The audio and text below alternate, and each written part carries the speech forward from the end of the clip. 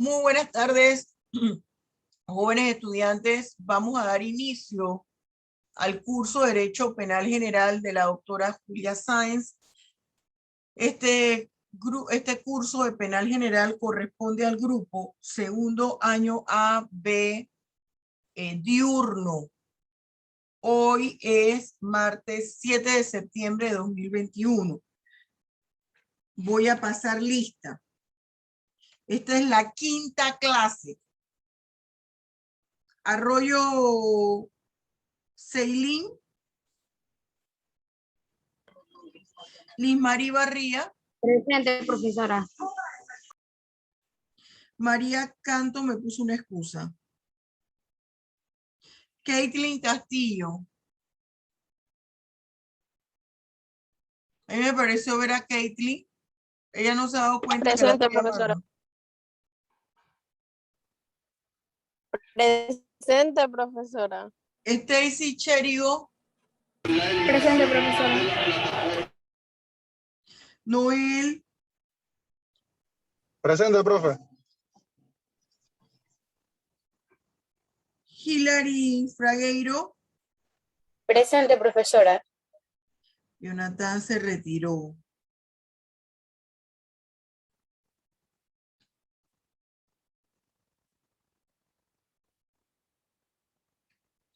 Rosario Guerrero me parece que me envió una excusa en el grupo.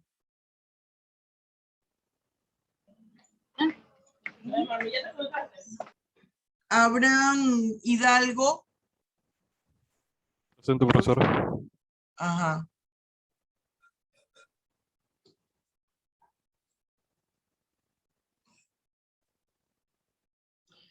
Vanessa Jaramillo también me mandó una excusa. Kevin Coxey. Kaylee Lara. Presente, profesora. Nicole León, que viene entrando. Ariana López, también ya la vi, Presente, Adrianita. profesora. Iván Moreno. Iván vino una vez y después ya no vino más. Voy a poner aquí retirado.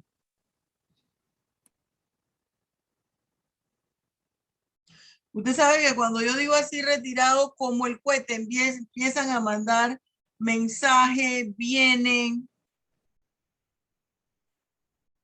Olivardía Milagros. Angélica Ortega.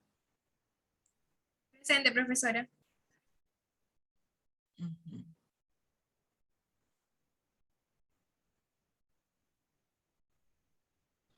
Arielis Ortiz.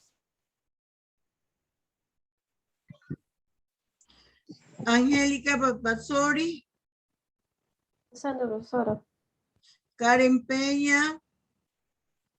Presente, profesora. Diana Pérez. Presente, profesora. Yorleni Sánchez. Presente, profesora. Maika Presente, profesora. Sánchez Durleis. ¿Dónde está? Este ya no lo llamo más.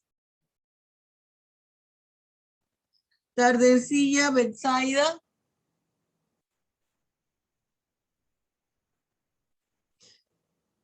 Milagros Tejera. Presente, profesora. Presente. Robin Ureña. Gisare. Sosa Yanelis. Nayeli. A ver, Isaac, por fin, ¿dónde es que tú estás que me tienes vuelta loca? Presente, profesora. ¿Es en este? Sí, es en este. A ver. Dame la cédula, Isaac. 896864. 2 veces 68. 8, 9, 68, 684. 84. Correcto.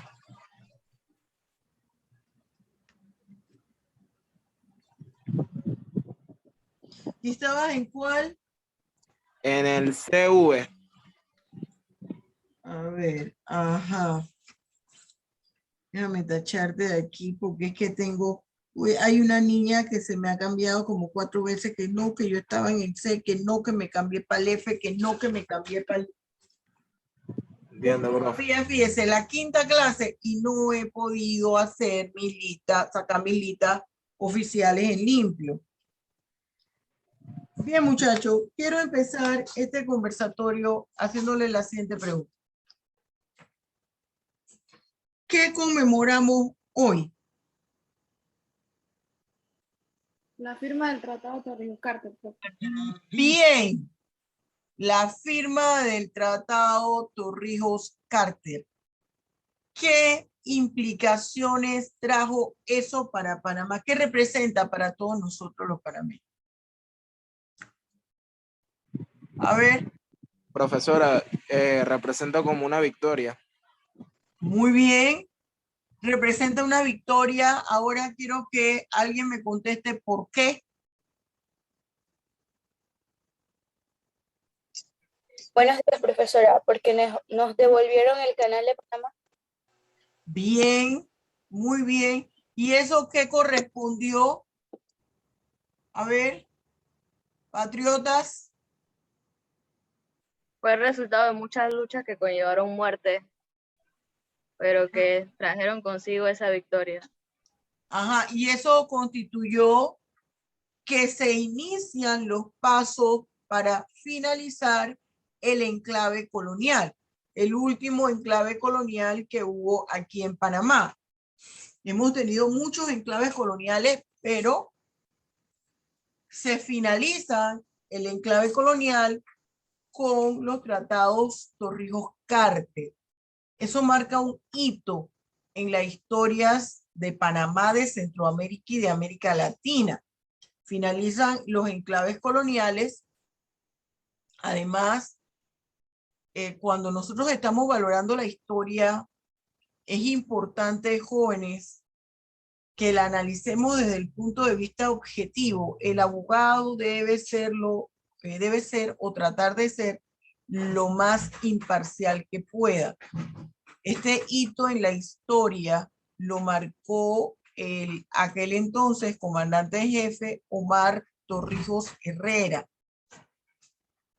Y por parte del hermano país, los Estados Unidos de Norteamérica, fue el doctor Jimmy Carter, que era el presidente en aquel momento y pertenecía al partido de los demócratas, y él fue con posterioridad galardonado con el Premio Nobel de la Paz. Ha trabajado, ese es un señor, el doctor Carter, que junto con la esposa han trabajado duramente por el rescate de los derechos humanos, no solamente en su país, sino en América y en el resto de los continentes.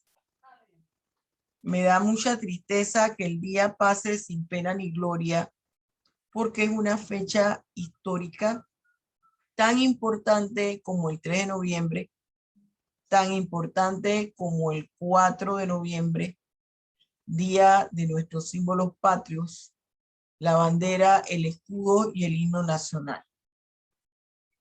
Y ustedes como abogados y abogadas deben tener eso presente. Bien. Entiendo que a nosotros ¿qué tema hemos dado hasta ahora, Caitlin? Caitlin Castillo, dígame.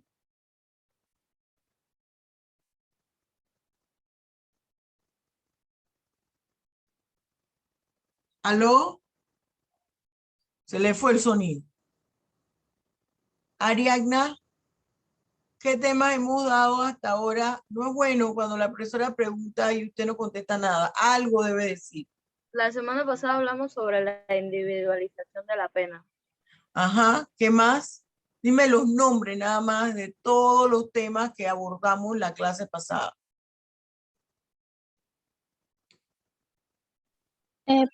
Profesora, también dimos sobre la teoría sobre la consecuencia del delito.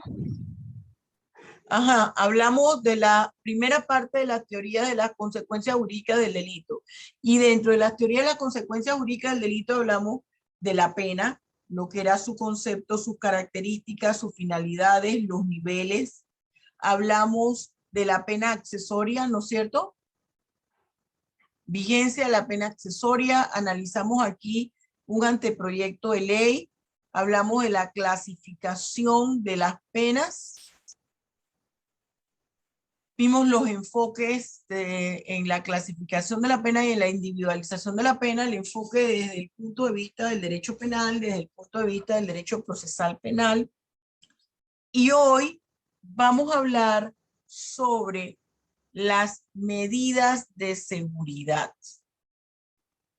Y con las medidas de seguridad finalizamos la primera parte, finalizamos el módulo 1 de este segundo semestre, que habla sobre la primera parte de las teorías de las consecuencias jurídicas del delito.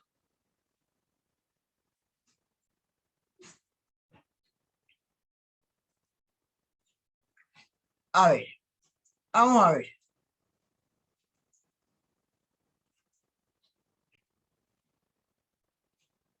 Voy a asegurarme de que estén viendo, porque cuando voy por la mitad de la charla, mi profesora, no vi nada. A ver. Usted está viendo aquí, ¿verdad? Sí, profesora. Muy bien, muy bien. Las medidas de seguridad. Vamos a empezar con el marco conceptual. Yo quisiera que usted recordara siempre lo que le dice su profesora de penal, la doctora Julia Sáenz. Lo más importante de un tema, mis estimados jóvenes estudiantes, antes de usted ir a estudiar los procedimientos, las características, todo, lo más importante es el concepto, el marco conceptual. Y muchas veces, para ustedes poder estructurar el marco conceptual, usted va a necesitar a veces conocer el concepto de palabras claves que puedan que no aparezcan en su título o en el nombre o la denominación de la figura o del tema que usted quiere saber de qué se trata, pero que es importante que usted conozca para poder entender ese tema. ¿Qué pasa con las medidas de seguridad? Las medidas de seguridad constituyen también una consecuencia jurídica del delito. Las medidas de seguridad son una sanción que se aplica a aquel individuo, a aquella persona que incurrió en la comisión de una figura delictiva, pero existe una afectación directa en uno de los elementos constitutivos del delito que tienen que ver o que están vinculados o relacionados a la imputabilidad del agente. ¿Quién es el agente? El sujeto activo, que también le llamamos victimario, es decir, la persona que realizó la conducta ilícita. ¿Cuál es la afectación que recae sobre esa persona en cuanto a la imputabilidad? Que tiene o imputabilidad disminuida o ausencia de imputabilidad, es decir, es inimputable. Y por consiguiente, no se puede determinar la culpabilidad del individuo en su totalidad. Porque recuerde que la culpabilidad es el nivel de responsabilidad penal que se le puede imputar o se le puede atribuir al sujeto activo. ¿Cuál es la afectación de la imputabilidad? ¿Qué pasa con la imputabilidad? Acuérdese que es la capacidad de comprensión, de entender que tiene la persona con respecto al acto que está realizando en el momento. y las consecuencias que se derivan de ese acto. No es el nivel de comprensión que tuvo antes ni después, es el nivel de comprensión que tuvo en el momento en que realizó la conducta ilícita. Entonces aquí entra la famosa imputación objetiva, cuando habla que esa capacidad de discernimiento o de comprensión le tuvo que permitir advertir el riesgo jurídico que se derivaba de la conducta y conducirse en atención a ese riesgo. Y si era inevitable realizar la conducta, tenía que tener presente cuáles eran las posibles estrategias para subsanar las consecuencias de ese riesgo jurídico que debió prever y actuar en forma o actuar en proporción a la conducta esperada por él. Profesora, todo ese choro que nos dio, háblenos y díganoslo y explíquenoslo en palabras sencillas. En palabras sencillas es, la medida de seguridad se le aplica al inimputable.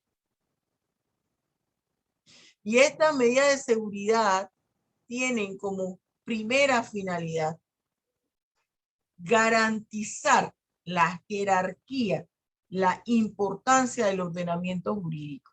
Que se entienda que no importa cuáles sean las condiciones del sujeto activo o del victimario, la víctima no se va a quedar sin recibir respuesta, resarcimiento a su daño.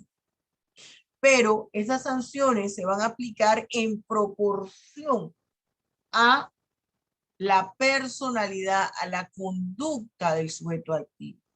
Esa imputabilidad, cuando se afecta, puede ser por varias razones. Una de ellas, algún padecimiento mental, y todo eso lo vimos en el primer semestre.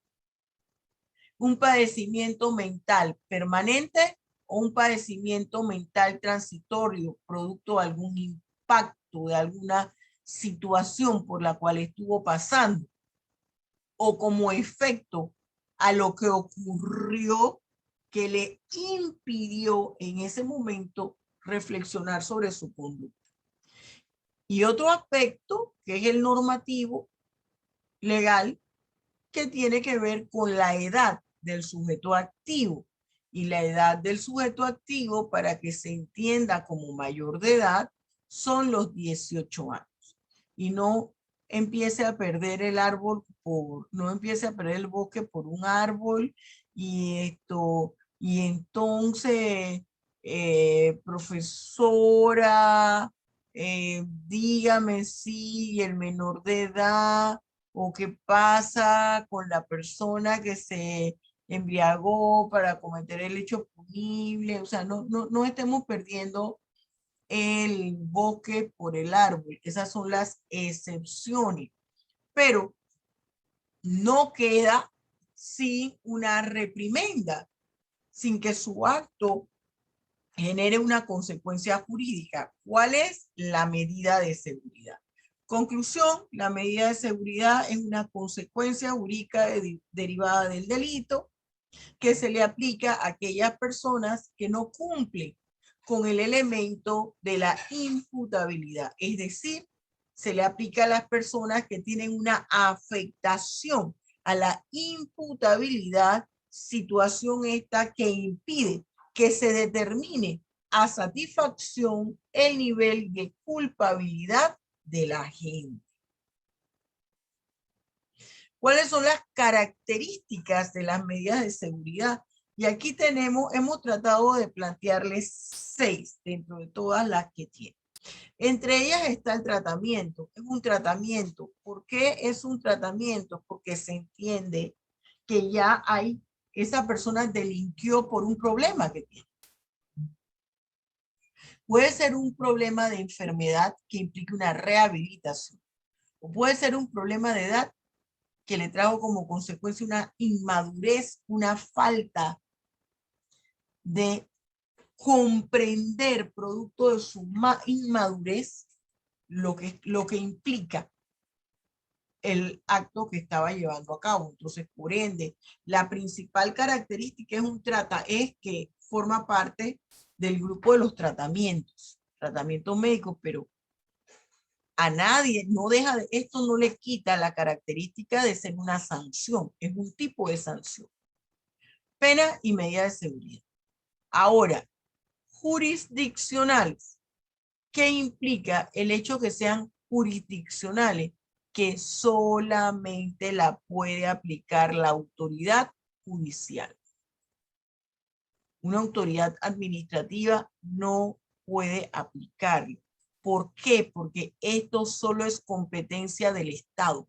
El Estado actúa, ejerce su facultad sancionadora a través del derecho penal que aplica la autoridad jurisdiccional. ¿Cuál es esa autoridad jurisdiccional? Autoridad judicial, el juez. Sea juez de garantía, sea juez de cumplimiento, magistrado del Tribunal Superior, magistrado de la Corte Suprema de Justicia. Independientemente, el nombre técnico del administrador de justicia es juez. Solo él puede aplicar estas medidas. Otra de las características, la legalidad.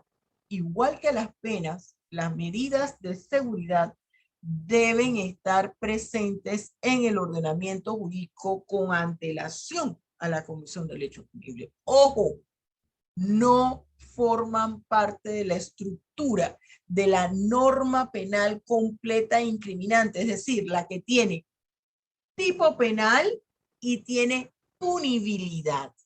No forma parte de la punibilidad como estructura de la norma penal. ¿Cuáles son las sanciones que forman parte de la punibilidad, entendiéndola como estructura de la norma penal? Las penas principales, y lo analizamos en la última clase e hicimos el ejercicio de análisis a través de un anteproyecto de ley, ¿se acuerdan? Que se titula Eliminación de las penas accesorias y que explicamos aquí en clase.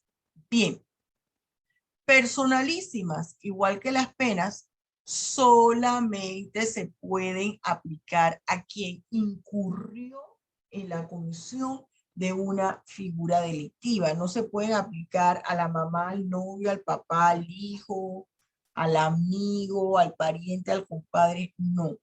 Aun cuando sabemos, fíjense que las sanciones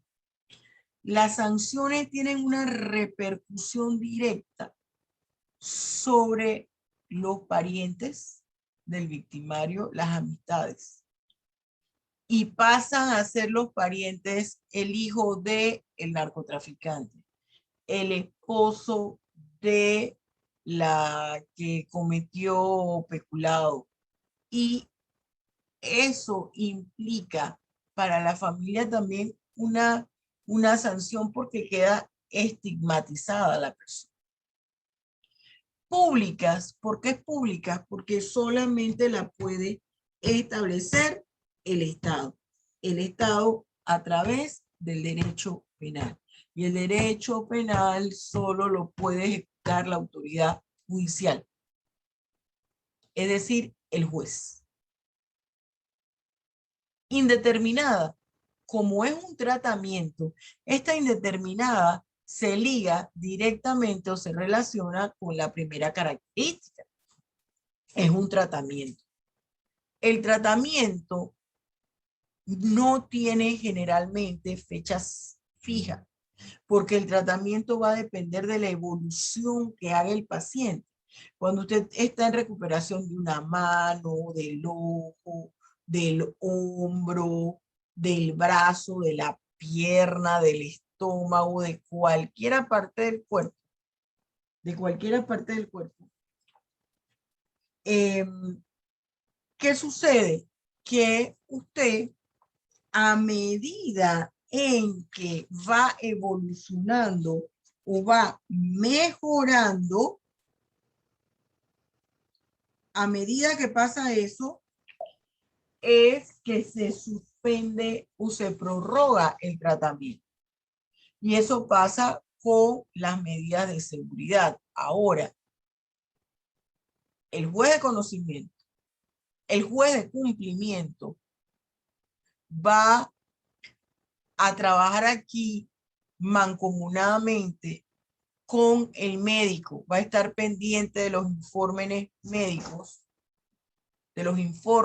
médicos, que señale la mejoría o no del paciente, de la persona que se está tratando, para así establecer qué tiempo más quedará bajo la medida de seguridad.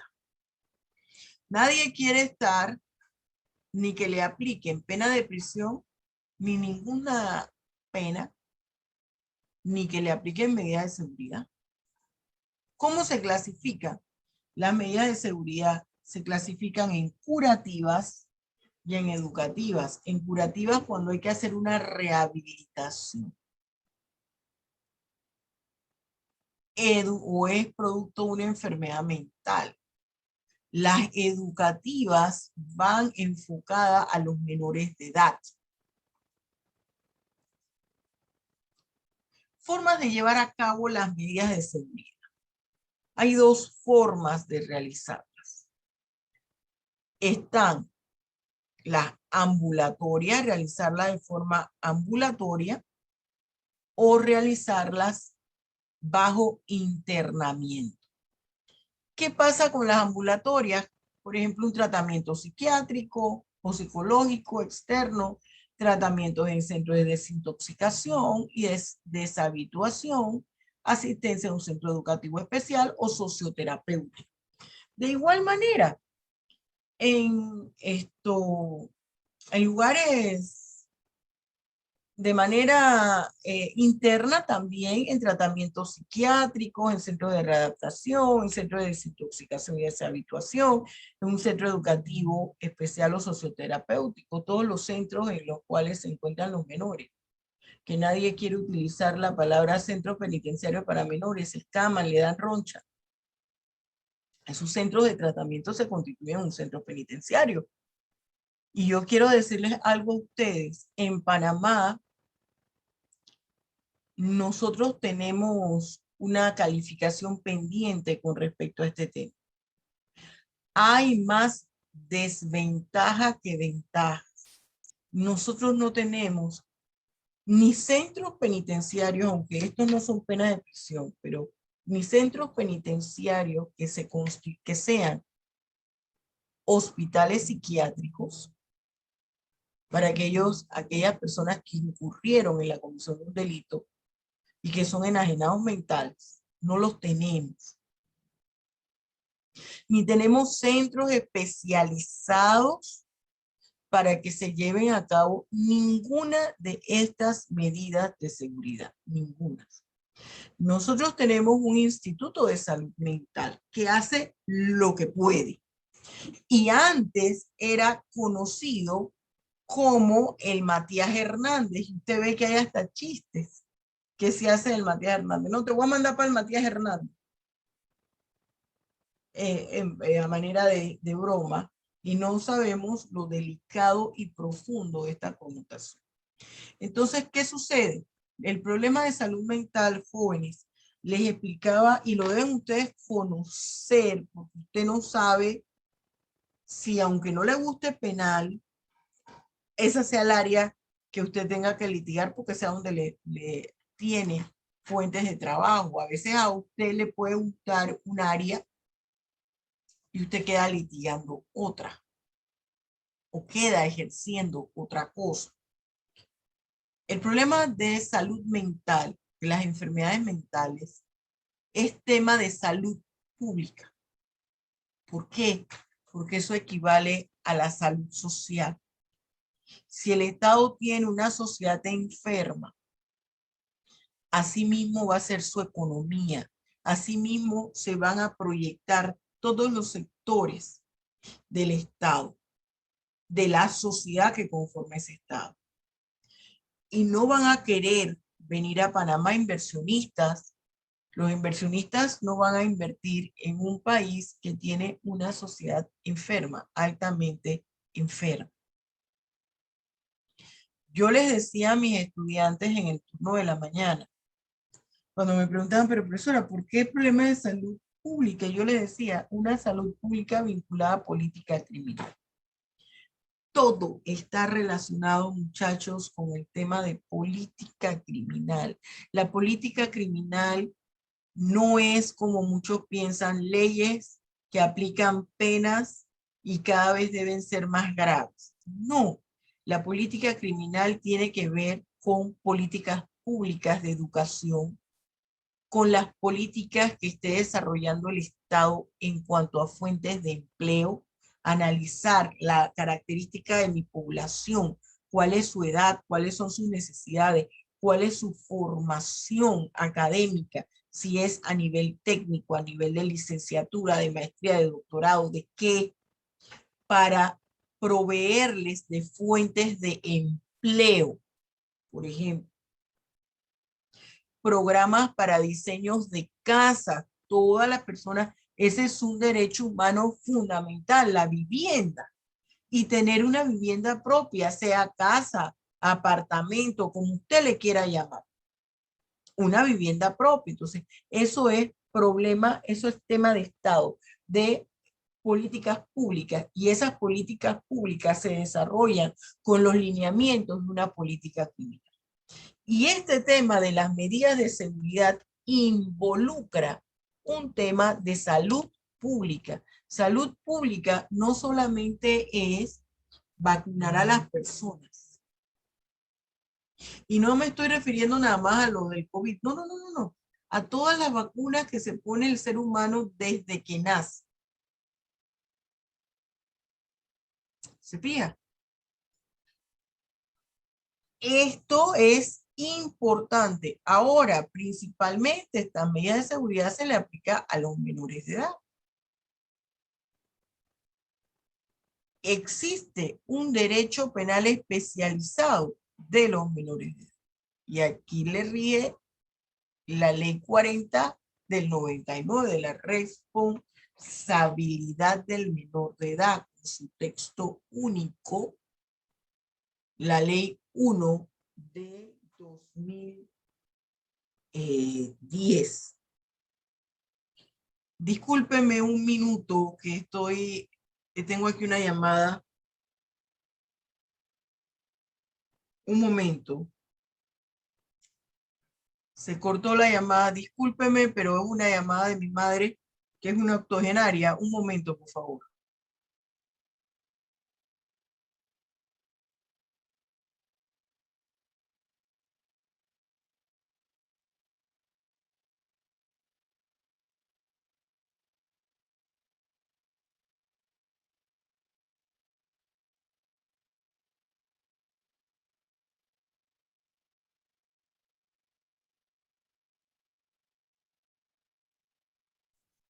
Disculpe. Bien. Entonces, tenemos lo siguiente. Fíjense. Y hay otra cosa, jóvenes. Cuando hay que aplicar estas medidas, estos tratamientos por problemas de salud mental, y es donde yo les decía que las penas y las medidas de seguridad siempre se ponen personalísimas, pero no es del todo cierta. Aquí se afecta, cuando hay un problema de salud mental, la familia entera. Y cuando yo hablo de la familia entera, me estoy refiriendo a la familia restringida, tanto como la familia extendida. La familia restringida, ¿quién es? Papá, mamá, hijos. La familia extendida es la que incorpora a los abuelos, a los tíos, a los primos, los sobrinos. Esa es la familia extendida. Entonces, cuando hay un miembro de la casa con un problema de salud mental, todo se altera porque tenemos que colaborar.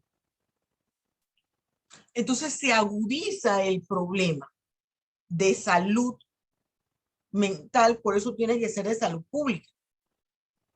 ¿Qué pasa, por ejemplo, en el Instituto de Salud Mental, que es el antiguo Hospital Psiquiátrico Matías Hernández? Hay que aplicar, está una de las fases del tratamiento médico, es la participación de la familia en la recuperación del paciente. ¿Qué sucede? Que hay patología, yo no soy psiquiatra, porque después me escriben en los comentarios personas de otro país, usted está hablando de cosas que usted no es psiquiatra. Yo tengo que decirlo, soy maestra de Derecho Penal, soy doctora de Derecho Penal, profesora de Derecho. ¿Qué sucede? Hay enfermedades mentales que dentro de su patología, dentro de sus características, es que el paciente desarrolla un odio hacia sus familiares. Eso no es que él quiere odiar a sus parientes, no, es que eso forma parte de la sintomatología de esa enfermedad. Por ejemplo, la esquizofrenia y algunos niveles de bipolaridad que le pegan a los parientes. Es muy difícil para un pariente cuando le llaman y le dicen, venga, que usted tiene que estar aquí con su hermano, con su hijo, con su papá o con su mamá. Ya llegó el momento en que usted debe llevárselo a la casa o tenerlo en algún lugar y usted visitarlo y estar en contacto con él. Porque, ¿qué sucede? El pariente le tiene temor, no quiere, es engorroso. Me decían unos estudiantes en la mañana, profesora, y los tratamientos son exageradamente costosos, porque a veces se piden medicamentos de una casa farmacéutica en específico y no lo cubre el seguro. Ya te doy la palabra, Karen, un minuto.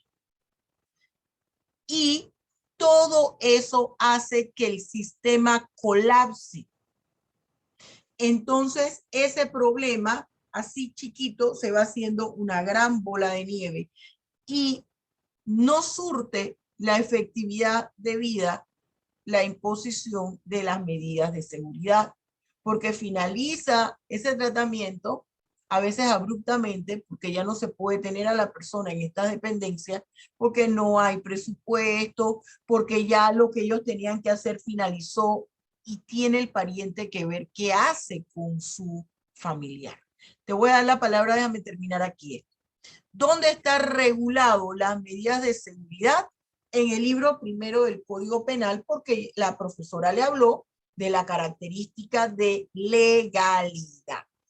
¿Qué sucede con esto? ¿Qué sucede con esto? Esto implica que debe estar regulado en alguna parte, está en el libro primero del Código Penal, título sexto, medidas de seguridad, capítulo primero, clases de medidas de seguridad de los artículos 123 al 127.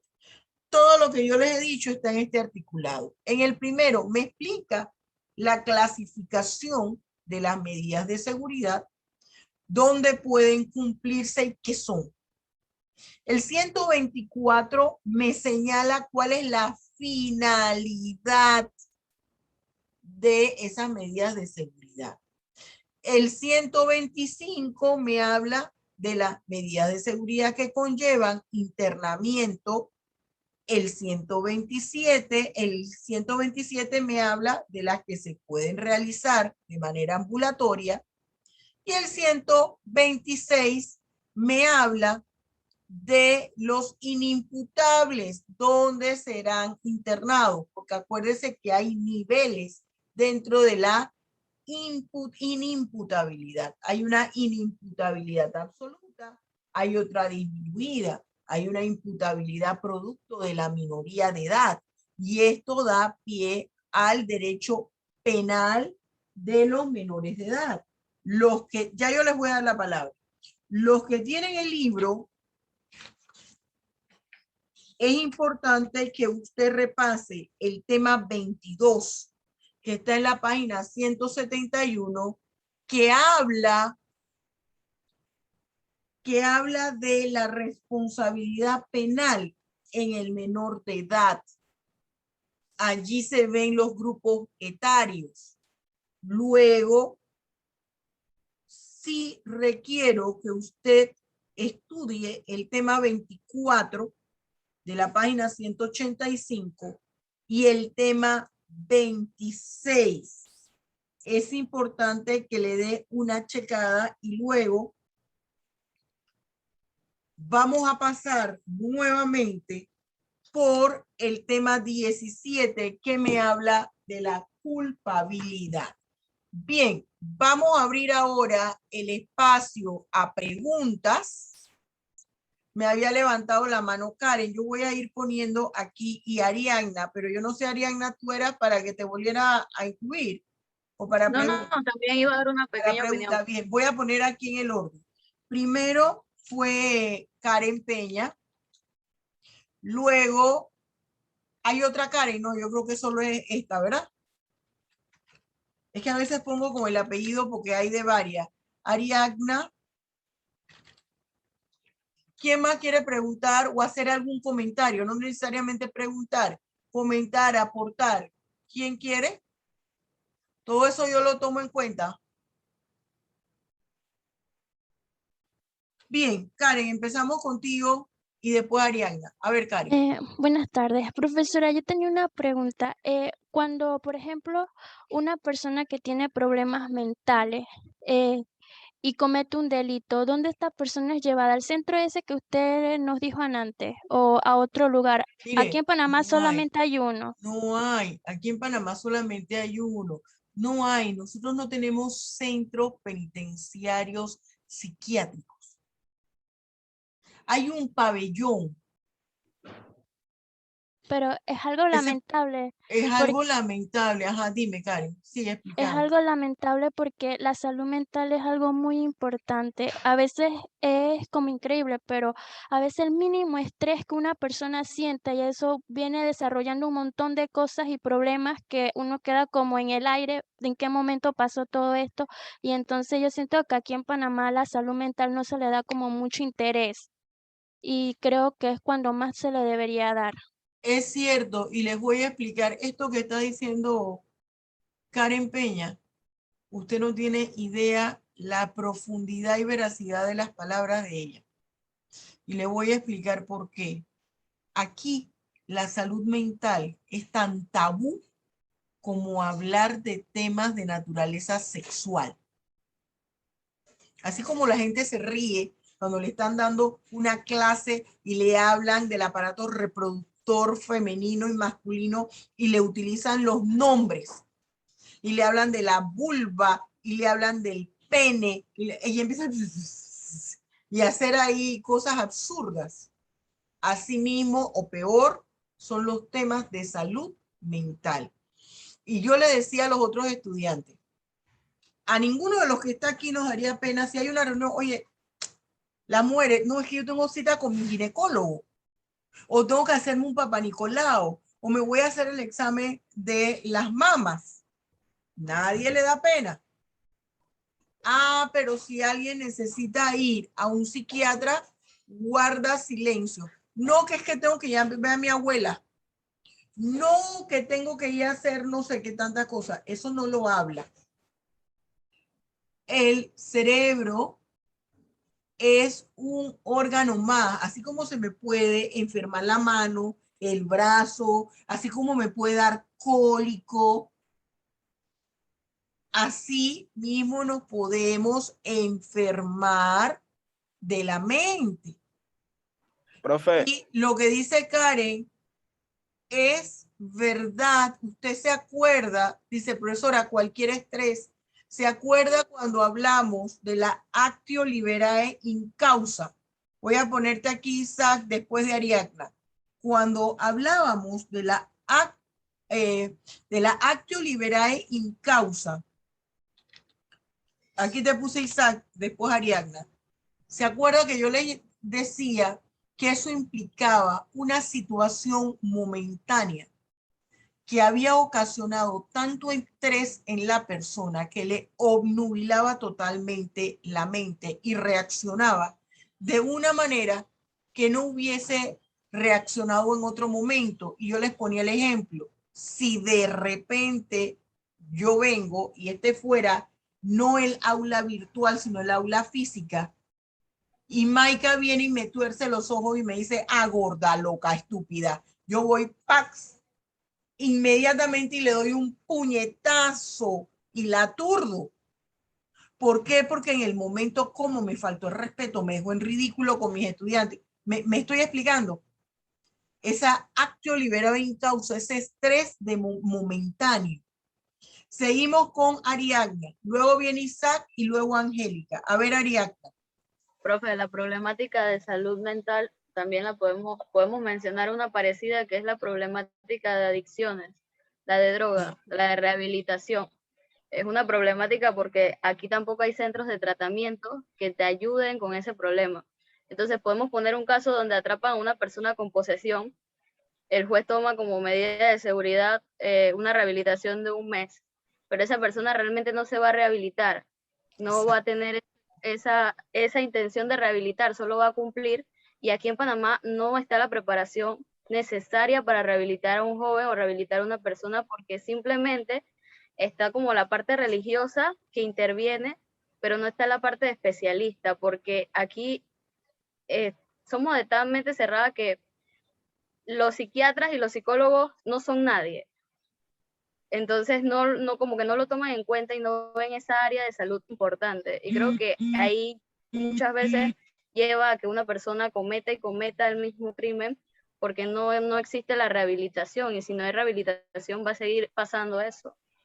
Va a seguir pasando lo mismo. ¿Y sabe qué? Yo vuelvo al mismo punto y parezco chachalaca vieja. No hay política criminal. La política criminal requiere de la existencia en el país de un instituto de política criminal que no debe estar adscrito a ninguna universidad, ni aunque sea estatal. Ese instituto de política criminal que debe pertenecer o al Ministerio de la Presidencia o al Ministerio de Seguridad. Porque de ahí tienen que salir todos los ejes. Seguimos con, muy bien, Ariadna, seguimos con Isaac, después Angélica y viene Arielis, después de Angélica. Sí, profesora, era acerca de lo que dijo la primera compañera que habló. La verdad, la salud mental es algo como que puede perjudicar a cualquier persona, por el trabajo, por ejemplo. La persona puede llenarse de estrés o puede llegar a un punto como que todo la agobia y puede entrar en una depresión. Todos somos vulnerables a tener como un desgaste mental o tener una enfermedad mental. Y no es malo tener un psiquiatra, la verdad. O sea, todos en algún momento nos hemos sentido mal y hemos necesitado ayuda. Por ejemplo, lo de la pandemia, que esta pandemia, mucha gente cuando esto ya como que se empezó como que todo como que a retomarse, pues a retomar la vida normal, pues como se dice, todos empezaron, algunos pues empezaron a ir a psiquiatras porque esto de la pandemia les pegó duros a todos, o sea, mentalmente y igual que económicamente y en otros aspectos. Y acerca de lo que dijo la otra compañera sobre el centro de rehabilitación de drogas, sí, hay un centro que se llama Z, si no me equivoco, y ¿Cómo? se llama Z, o sea, pero no con Z. la C. Sí, Z, pero con C, o sea, así como se lo estoy diciendo, Z, Ajá. pero con C. Y ese centro, si ustedes van a Google, pueden darse cuenta que está evaluado en 3 estrellas. Así que, o sea, lo que dice la compañera es Qué cierto, horror. aquí no se le da Y le importancia a dieron lo... mucha. Aquí no se le da importancia a lo que es las rehabilitaciones con drogas, ni tampoco a la salud mental. No se les da, exacto. Sigue Angélica, Arieli y después vemos algo que escribió Abraham. A ver, Angélica. Profesor, una pregunta. En caso tal de que uno tenga una persona que ella es agresiva, así sea verbalmente, todavía no llega, como usted mencionó, como a punzar, pero sí es agresiva verbalmente, y esa persona no se quiere atender, ¿cómo hace entonces la familia? Ay, reina linda, tiene un problema bien serio porque hay psiquiatras que dicen, hay cosas de los psiquiatras que yo no entiendo. Hay psiquiatras que dicen, debe venir voluntariamente, pero hay personas que no pueden ir voluntariamente. Entonces, muchas veces tienen que solicitar ayuda, que no es la entidad, pero a donde usted llama. Hay gente que llama a la policía, y la policía, aun cuando eso no tiene que ver con ellos vienen y te auxilian y llevan a la persona al centro, al hospital, junto con el familiar.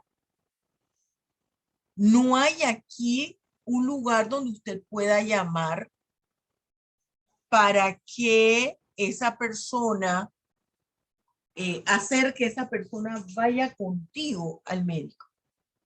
Eso no es fácil. Otras opciones que toman es que llega allí la enfermera o llega el médico o un paramédico disfrazado e inyecta a la persona. Y también hay que tener problemas porque si no es un individuo que ha sido diagnosticado como enajenado mental y que él decide por cuenta propia todas sus cosas y él se mantiene, debiendo algún salario o alguna pensión, esa persona después puede interponerle una acción legal. Es un tema sumamente complejo, pero que hay que hacer algo. Claro que hay que hacer algo. Hay que hacer algo y hay que tomar algunas medidas para obligar a esa persona a ir al médico, y generalmente se hace o a la fuerza o mediante engaño. Pero hay que hacerlo antes de que se ocasione un mal mayor. Después de Angélica, viene Arielis para leer lo de Abraham y Yorleni, que aunque ya se acabó, tengo la otra clase, pero vamos a verlo. Arielis. Profesora, muchas Ajá. veces los problemas de la sociedad también tienen que ver con esto de aceptar que uno tiene un problema, porque es como usted muy bien lo dijo al principio, de que nos da pena decir, vamos a un psicólogo, por así decirlo, como experiencia propia. No fui al psicólogo porque fui loca, no, sino porque ciertas situaciones en esos momentos me estaban afectando. Y es como dice la compañera Angélica, es muy difícil que la persona teniendo problemas le digas como que, oye, necesitas ir a un psicólogo, y para esa persona es un insulto que tú le digas. Sí. O sea, que tú le digas que como que, oye, pero puedes ir al psicólogo, entonces tú le dices que entonces, yo estoy loca, porque eso es lo primero que te dicen. Entonces, eso tiene más que ver con ¿cómo le digo? Con el estereotipo que ha creado la sociedad en nuestra mente. En decirte que si tienes que ir al psicólogo es porque estás loco y no sabes sobrellevar tus problemas solo. En cuanto a lo de los menores de edad, considero que hay menores que tienen una capacidad muchísimo más grande como una persona que tiene ya la responsabilidad. Exacto. Entonces, pues el semestre pasado que nosotros estábamos resolviendo ciertos problemas de su libro, me tocó muchas veces leer la ley que ampara a los menores de edad. Y que muchas veces ellos como le ponen tanto tiempo a un centro de rehabilitación por tal delito, entonces me parece bastante injusto porque hay personas que son mayores de edad y tienen que pagar muchísimo más, y muchísimo más grave fue lo que hizo el menor de edad. Entonces, esa ley para mí realmente no tiene ningún tipo de sentido y no hace nada, porque independientemente de los menores, si ya es menor de edad y hace esas cosas, ¿qué me hace Imagínate cuando va a ser adulto. ¿Qué me hace pensar a mí que adulto puede hacer muchísimas otras cosas? Simplemente que va a tener la mentalidad de que como es menor de edad puede hacer lo que le da la gana, pero no le va a pasar lo mismo con adulto. Entonces, esa ley más que nada como le ampara a ellos a que pueden hacer lo que le da la gana y que simplemente pueden estar en un tema de rehabilitación. Pues ese es mi comentario sobre este tema. Exacto. Muy bien. Vamos a leer rapidito porque tengo ya el otro grupo ahí esperando.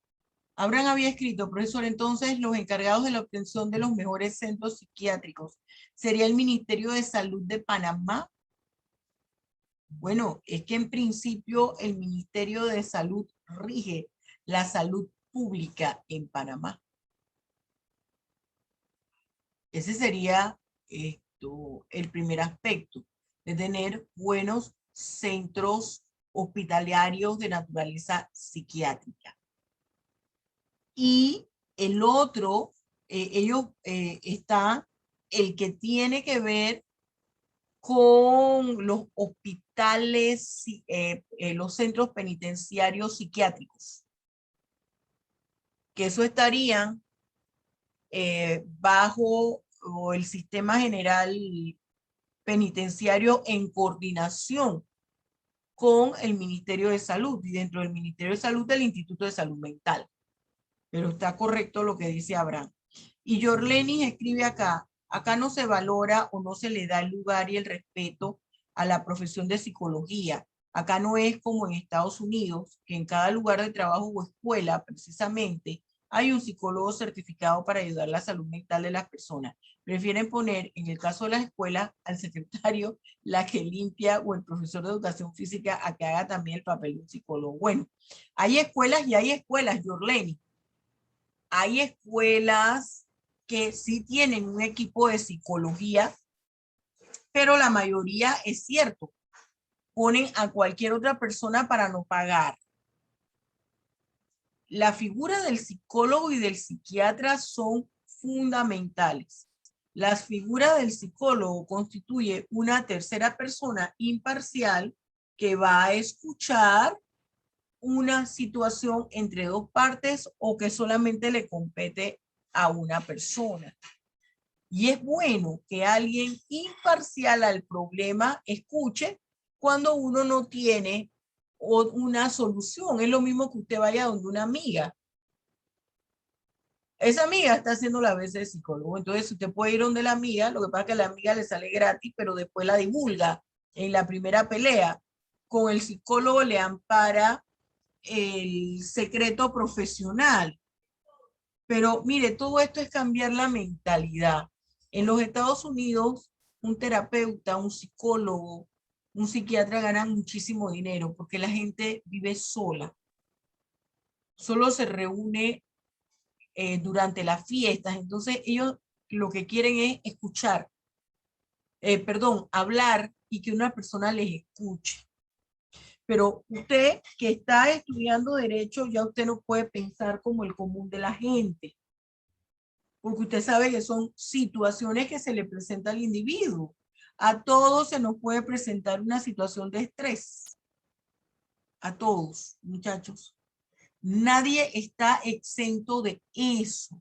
Y una enfermedad de naturaleza mental es igual que una enfermedad de cualquier órgano del cuerpo. Porque la mente es un órgano del cuerpo. Bien, jóvenes. Nos toca, fíjese, la próxima clase la tenemos el jueves, ¿verdad? Pues el viernes, el jueves, que tenemos 2 horas. No se le ocurra faltar, porque si bien es cierto que los problemas quedaron para la próxima semana, yo voy a explicar el modelo, ejemplo de modelo de análisis que está en el módulo 1. Voy a dictarles un problema de la lista de problemas. Les voy a dar 5 minutos para que se analice aquí. No voy a evaluar, sino para que veamos qué dudas le surgen a cada uno. ¿Estamos claros? Con esto culminamos el módulo 1 correspondiente a la primera parte de teoría de las consecuencias jurídicas del delito. Dime, Arieli, que tengo a la otra gente desesperada. Lo que tienen. Ajá. ¿Esta clase ahorita en la noche? ¿Qué cosa? ¿Esta clase la va a subir ahorita en la noche? Sí, mi amor. Esto lo voy a subir ahorita en el transcurso de la noche. Dele. Hasta luego. Dios las bendiga ricamente. Chao. Nos vemos.